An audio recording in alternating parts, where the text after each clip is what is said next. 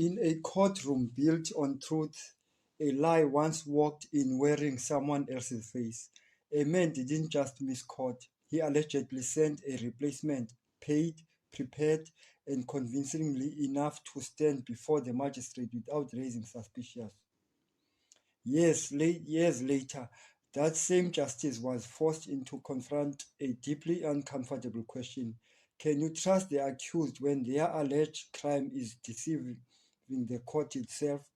This is the case of Julius Mkhwanazi and Kagiso Lerutla, the bail decision that has left South African questioning every foundation of its legal system. Case overview. The matter unfolded at the Boksburg Magistrate Court, where both men stand accused of fraudulent corruption and defeating the ends of justice. But this is not a typical corruption case. At its core lies an allegation so bold that it strikes directly at the integrity of the justice process. According to the state, in 2029, a man named Thabang Tsotetsi was allegedly paid 400,000 to impersonate Lerutla in court. The purpose was simple but shocking: to create an illusion that Lerutla had complied with the court appearance, while in reality he attended a job interview elsewhere.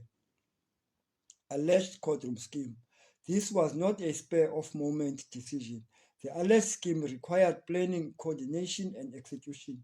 A man had to convincingly take on another identity inside the courtroom, one of the most controlled environments in society. Names who would be called, appearance recorded, and yet somewhere the system was allegedly manipulated without detection. If true, it represents not just dishonesty, but a circulated attempt to exploit the trust that underpin the judicial processing. Arrest and return to the court.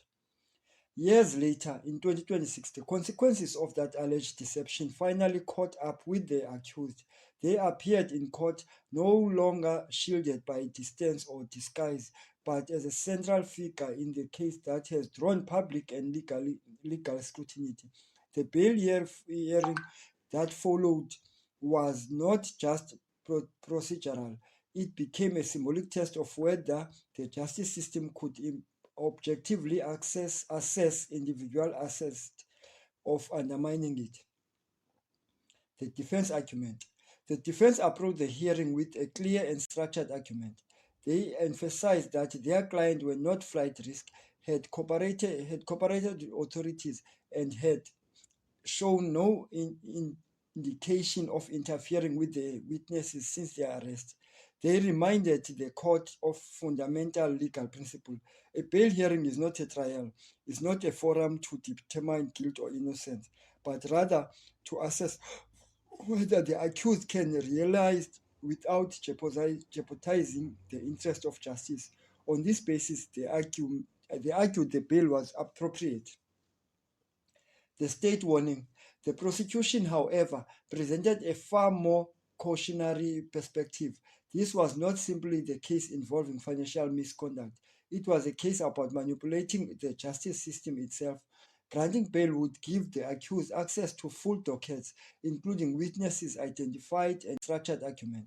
They emphasized that their client were not flight risk, had cooperated with authorities, and had shown no indication of interfering with the witnesses since their arrest. They reminded the court of fundamental legal principle.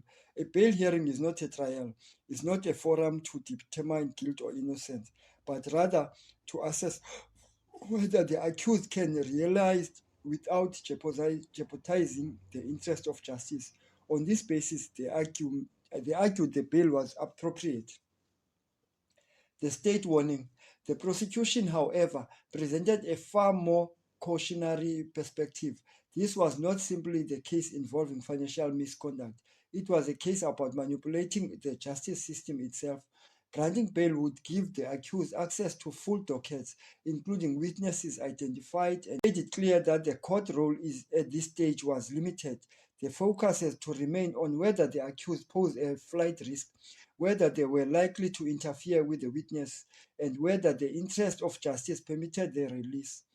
On these points, the court found that there was no concrete evidence of interference since the arrest, and that the accused had demonstrated a willingness to comply with the bail condition. On that basis, bail was granted.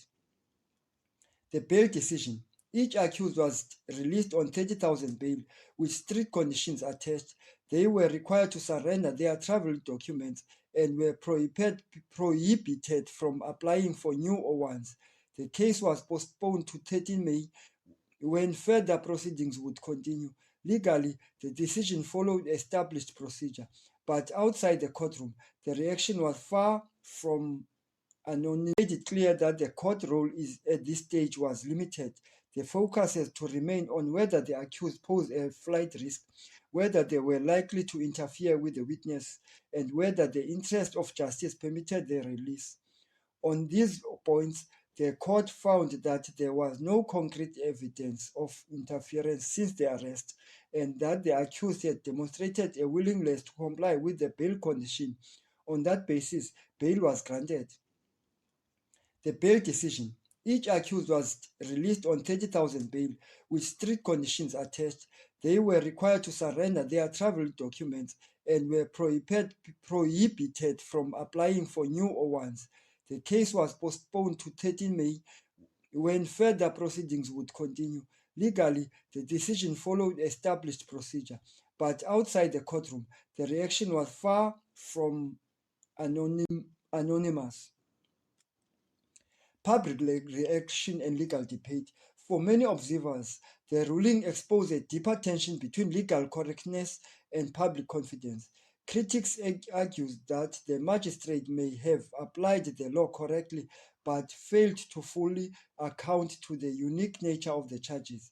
The allegations that the accused had previously manipulated the court process was not just a background detail. It was central to assessing the risk they might pose if released. Additional controversy. Additional concerns further complicated the picture.